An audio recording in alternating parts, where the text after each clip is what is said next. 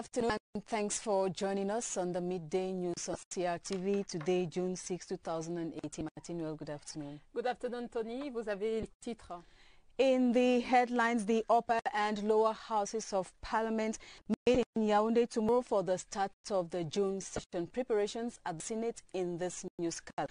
Also on the Midday News today, the benefits of the free trade area to Africa. To talk about this, we'll have as guest the Ghanaian Minister of Finance, Nana Ofori-Atta.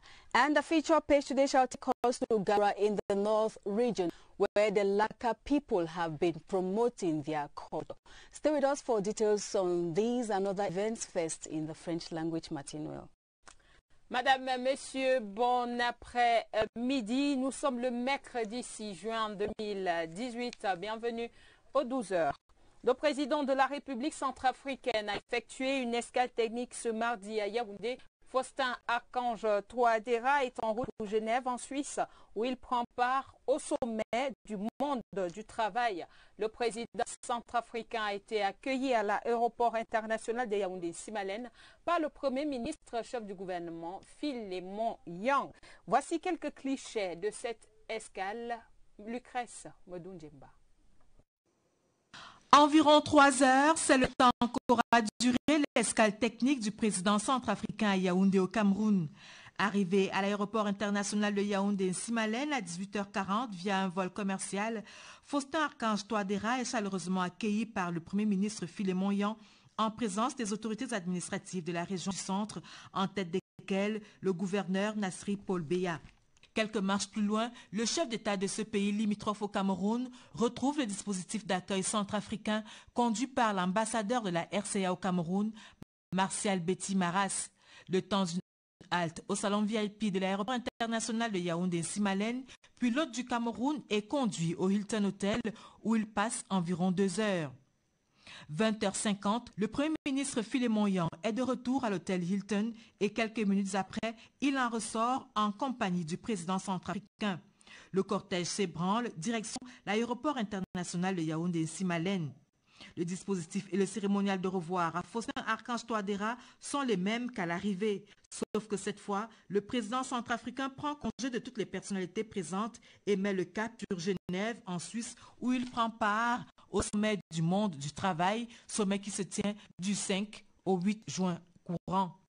Le chef d'État centrafricain y va, ayant bien en mémoire la situation de son pays au prix avec les bandes armées qui mettent à mal tous les efforts de paix jusqu'ici consentis avec le concours des pays frères et amis, en tête desquels le Cameroun. Et au Cameroun, où la session ordinaire du mois de juin s'ouvre au Parlement ce jeudi.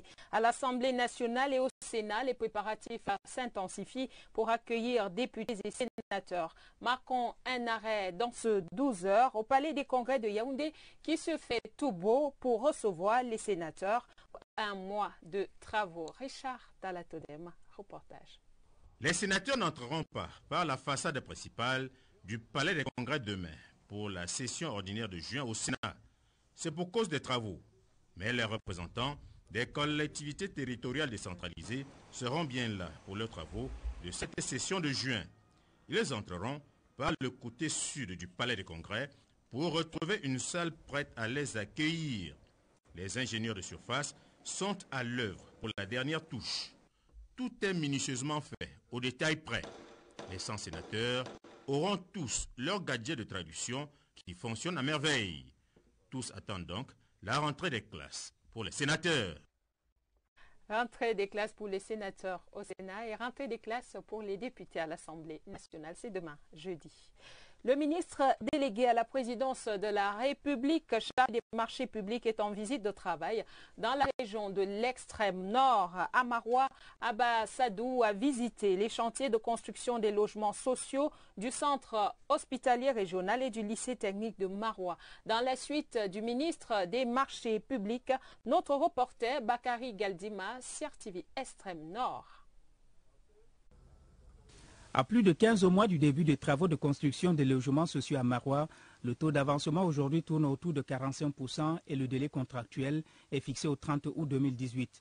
Parmi les problèmes identifiés qui freinent l'évolution des travaux, l'on note l'instabilité des ouvriers, le non-respect des procédures d'exécution des marchés et des indicateurs de performance, les ruptures de matériaux, la malfaçon et bien d'autres. Des problèmes qui sont presque identiques à ceux rencontrés dans les travaux de construction du centre hospitalier régional, évalué aujourd'hui à 6%, et des autres chantiers de construction visités par le ministre délégué à la présidence de la République chargé des marchés publics.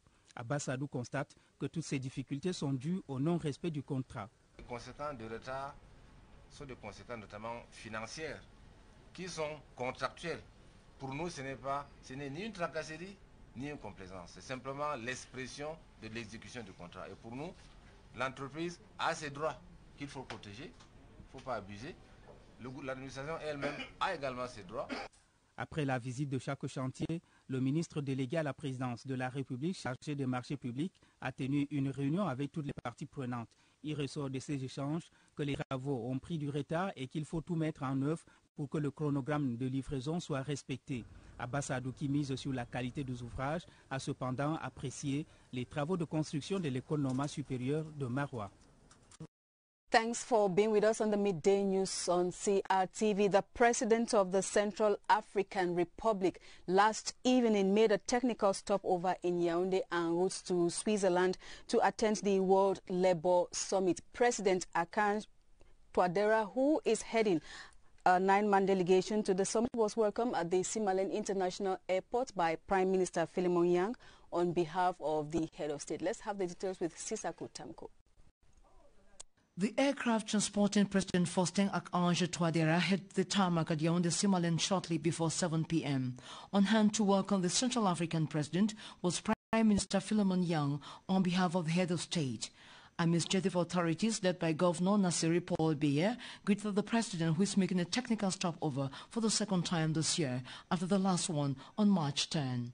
Ambassador Martial Betty Mazaras headed the staff of the embassy that line up at the entrance of the VIP lodge to exchange courtesies with their head of state, who is leading a 9-man delegation to the 5th World Labour Summit to hold from the 5th to the 8th of June in Geneva.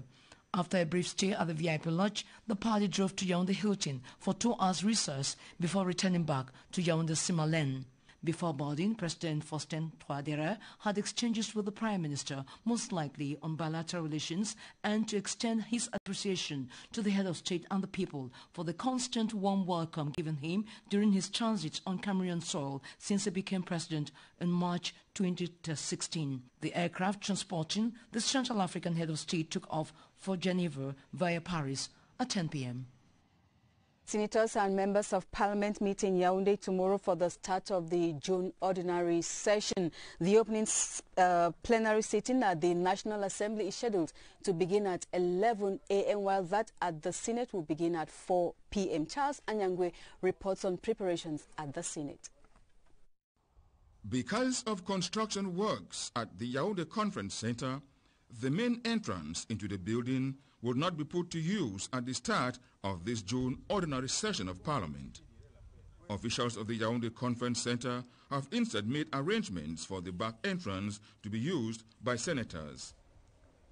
This morning, officials of the Yaoundé Conference Center were seen cleaning the stairs and the main hall to give it a facelift before the start of the ordinary session come tomorrow, June the 7th. Inside the House chamber, the sitting positions have been made. Interpretation gadgets all in order. According to officials of the General Secretariat of the Senate, by 4 p.m. tomorrow, all will be okay for the start of the 2018 June ordinary session of the Senate for the second legislative period. Vous regardez le 12 sur la CRTV. Madame, Monsieur, merci d'être avec nous.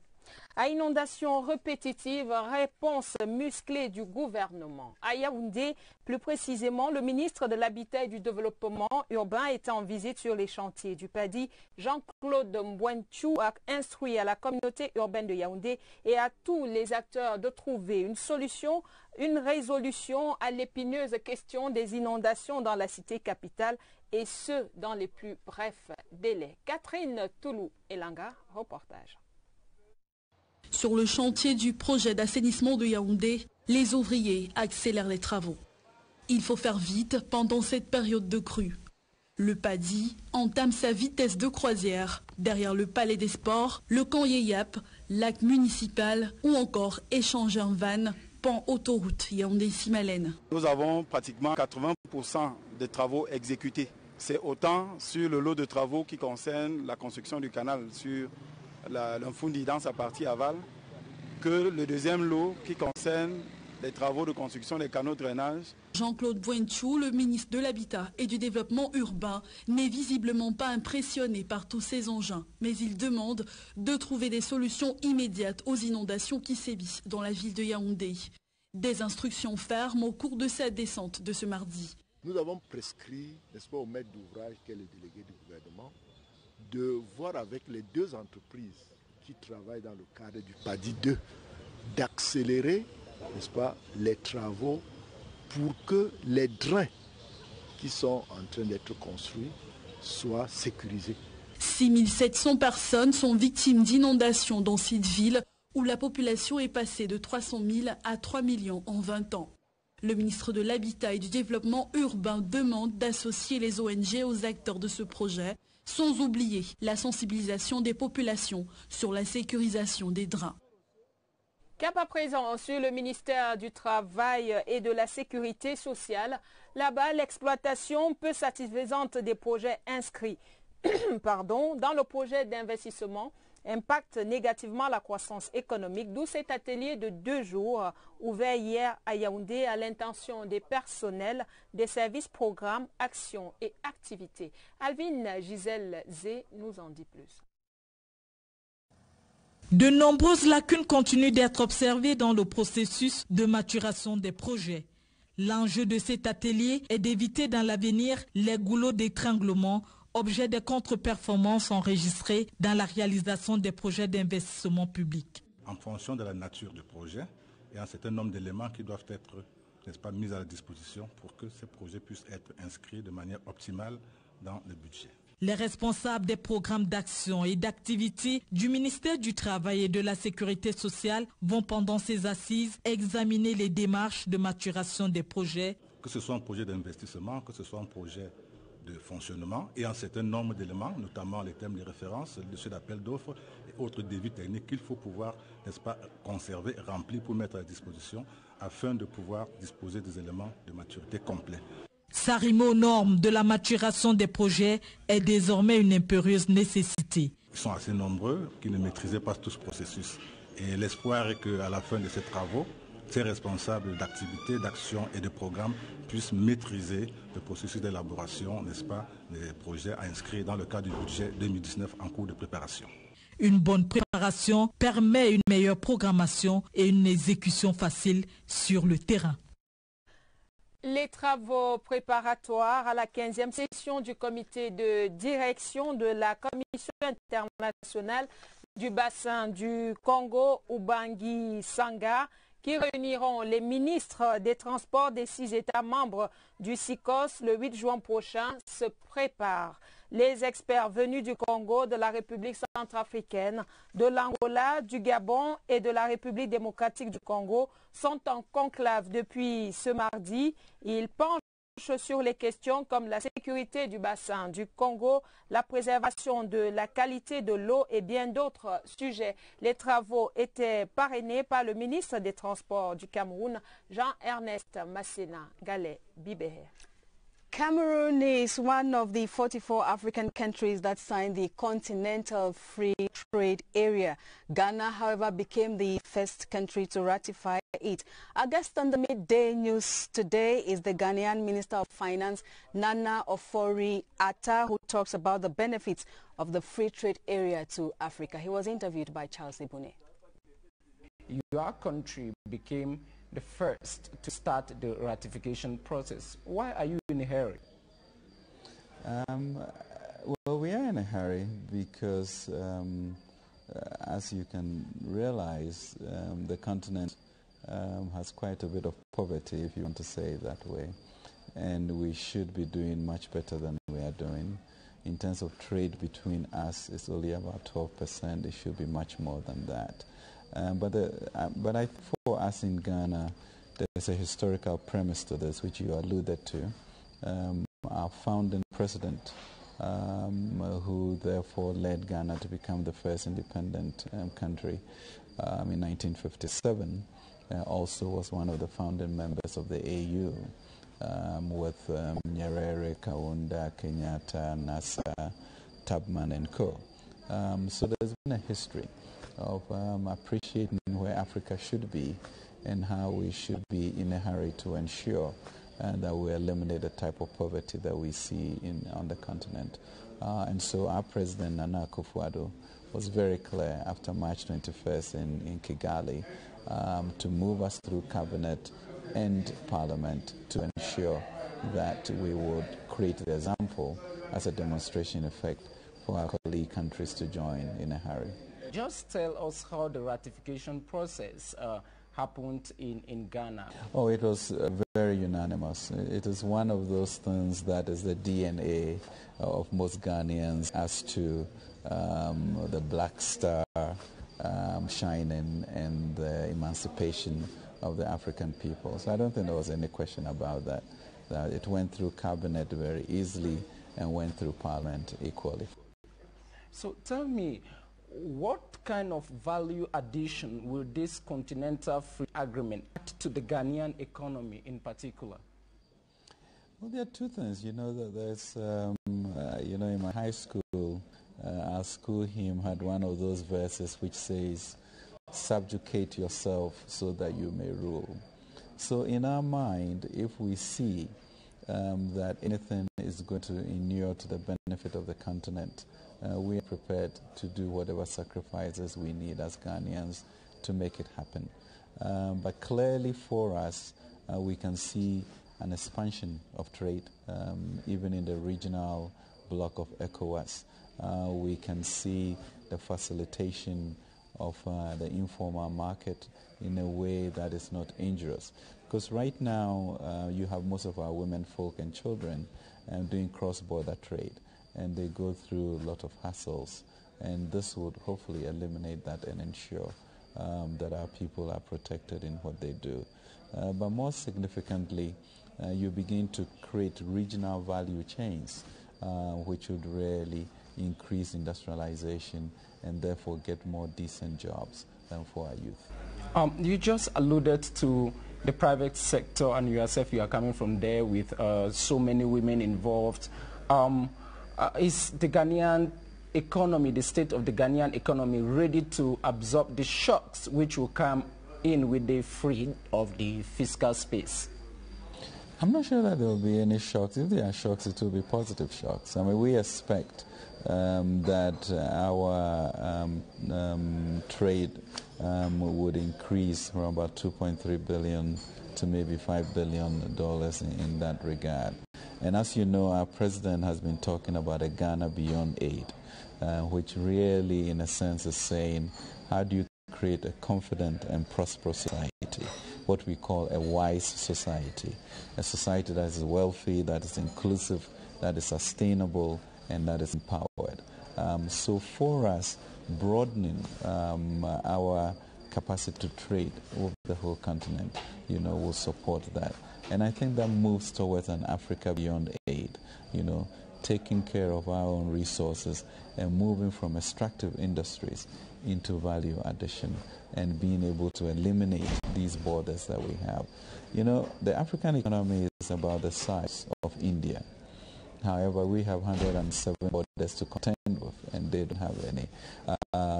So you can begin to see what the elimination of all of those would do to the facilitation of goods, services, and people. The Ghanaian Minister of Finance, Nana Ofori-Atta, thank you very much indeed for being guest on our program. Thank you very much, Charles. A fashion exhibition bringing on board outfits that represent the 4 cultural zones of Cameroon has been staged in Yaoundé. This is to celebrate Cameroon in its diversity and promote the use of designs made in Cameroon. Emmanuel Avemio reports. Cameroon's cultural splendor from the 4 cultural zones point out in this fashion event as models hit the runway with different outfits made by Cameroonian with Cameroonian fabric.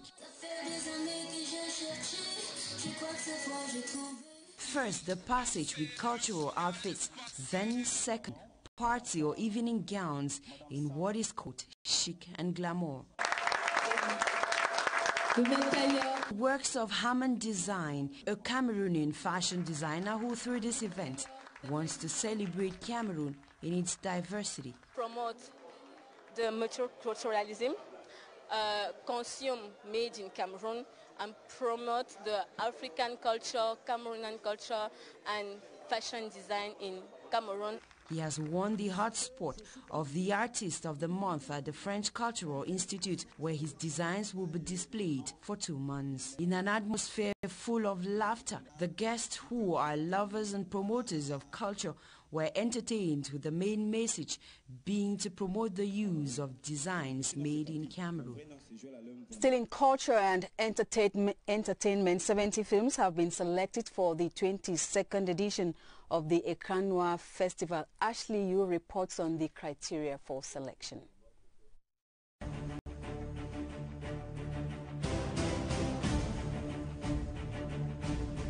The 22nd edition of the African Cinematography will soon gain all cultural attention to itself next month, as the long-awaited official selection is here. Out of the many contestants, 70 movies have been chosen in and out of Cameroon to participate, with Cameroon having 70 movies. Both feature and short movies will be awarded as well. I'm going to give you the official competition for the Cameroonian films. So for feature films, we have 10 feature films like A Man for the Weekend from Achille Brice, Peau de Panthère, directed by Brice Nunkam. Shedding more light on the criteria necessary for the selections of the movie. And the criteria really for me, I'm kind of, the way I made the selection, I was looking for all the movies that had something to say, like they are engaged, and they're also entertainment, because I think that the two of them match really well, and I think people go to cinema to entertain themselves. 15 prizes will be awarded to best filmmakers, actors, directors and producers, amongst others. The event is scheduled for July 13th to 20th in Douala and Yaoundé. On a sad note, the remains of the late Reverend Sister Sylvia Reki have been laid to rest in Mbao-Mayo. Christians of the Notre Dame de Rosée Cathedral in Mbao-Mayo paid their last respects to the deceased in a mass celebrated by the Bishop of Mbao-Mayo. Reverend Sister Sylvia Reki was an Italian who served in Cameroon for 23 years. Let's have the report with Joyce Tata. Catholic faithful of the Mbao-Mayo Diocese attended to full capacity the Requiem Mass organized to pray for the soul of late Reverend Sister Sylvia Reki to find rest. The main celebrant of the Mass, in his message taken from St. John, exhorted the Christians to be faithful servants of God like the deceased. This is a missionary who comes back at the field where she has been working, acting, evangelizing, taking part at the integral development of mankind here, without the boundaries of a tribe, of an identity, but bringing the love of God. Born in 1952 in Italy, she was an active promoter of the rights of women and lecturer at the Catholic University.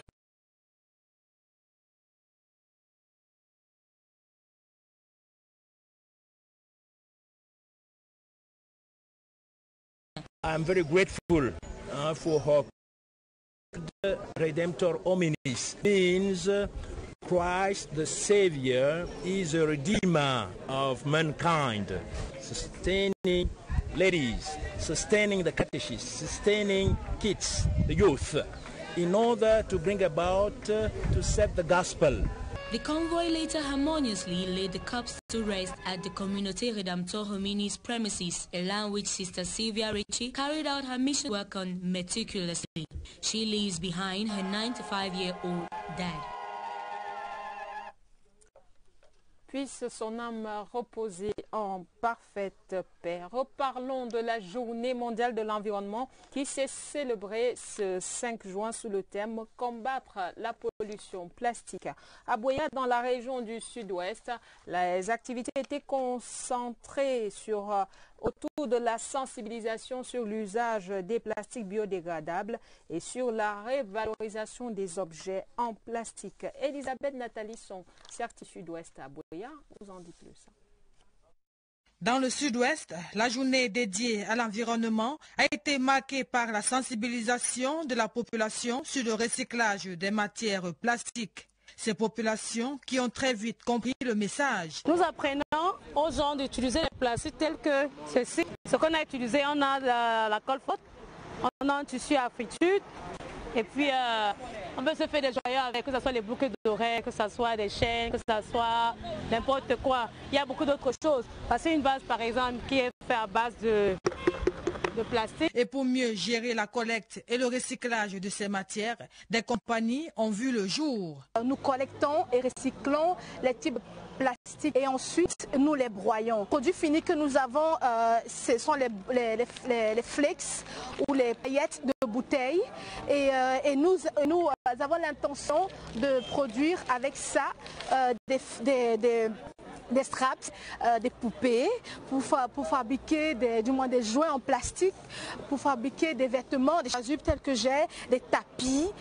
Au cours de son allocution, le délégué régional de l'environnement, de la protection de la nature et du développement durable n'a pas caché sa satisfaction à l'endroit de ces compagnies pour leur collaboration. Je suis ravi parce qu'au départ, ce n'était pas facile pour qu'on les conseille, pour qu'on les mette en place. Aujourd'hui, je suis ravi qu'ils ont couvert le marché du sud-ouest.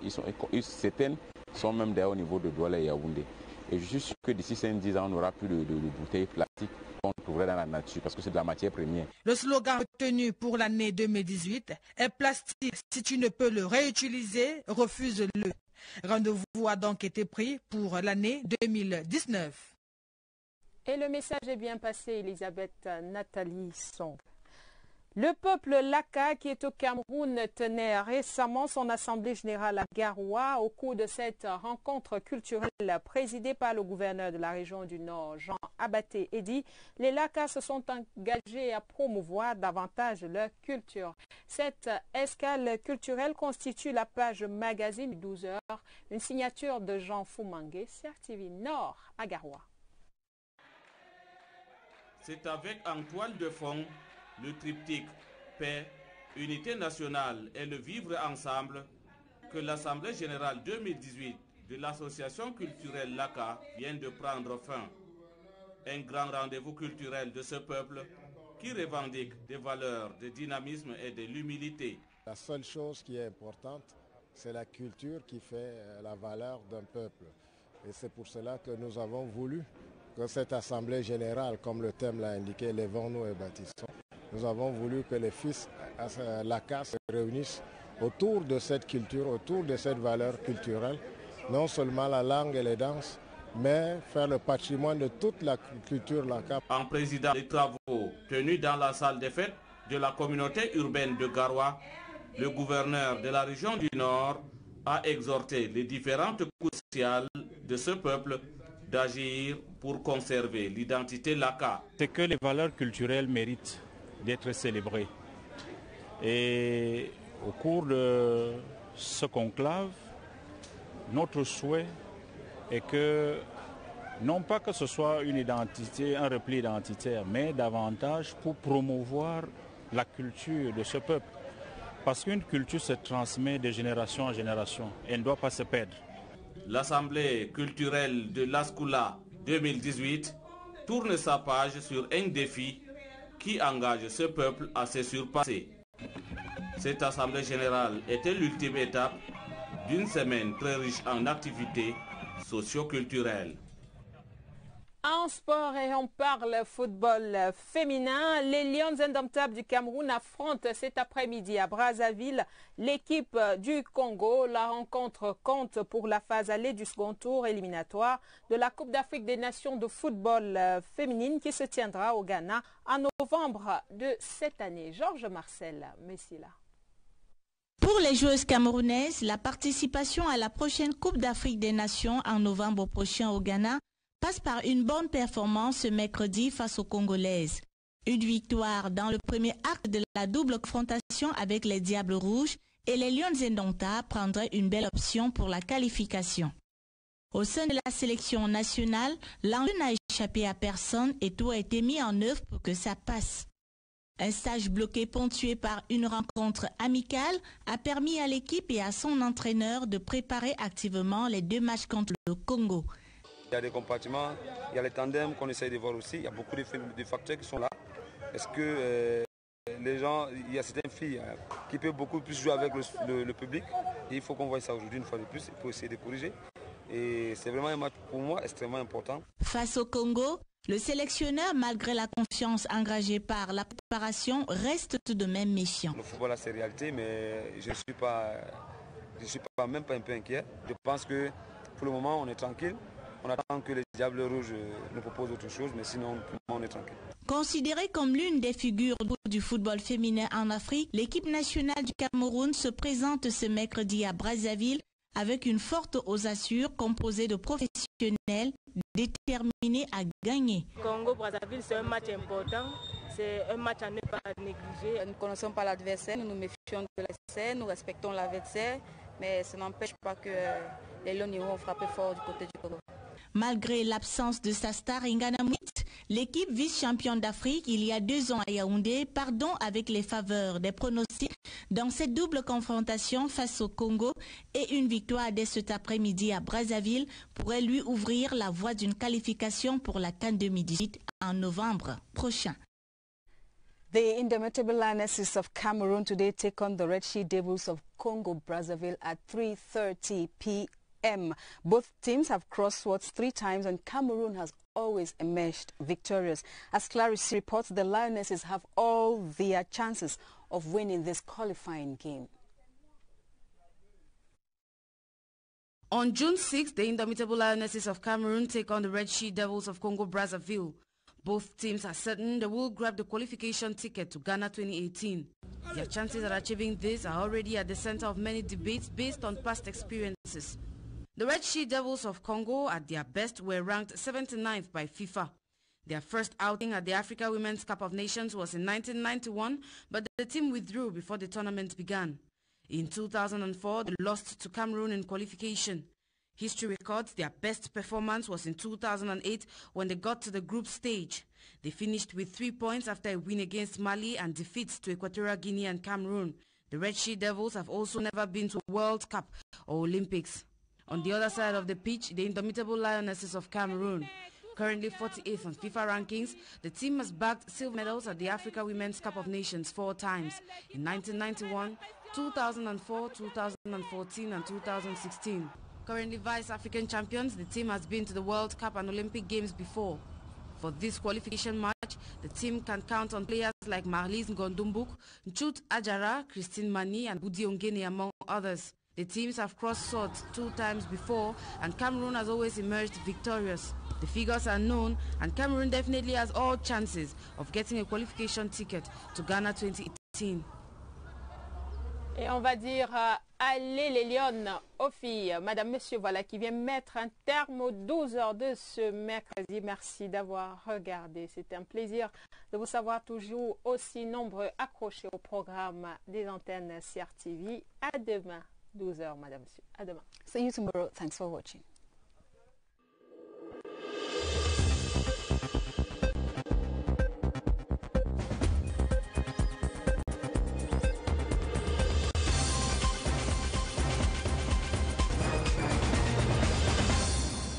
Russia 2018, every day from the 4th of June 2018. Stay glued to the CRTV and win a digital television set.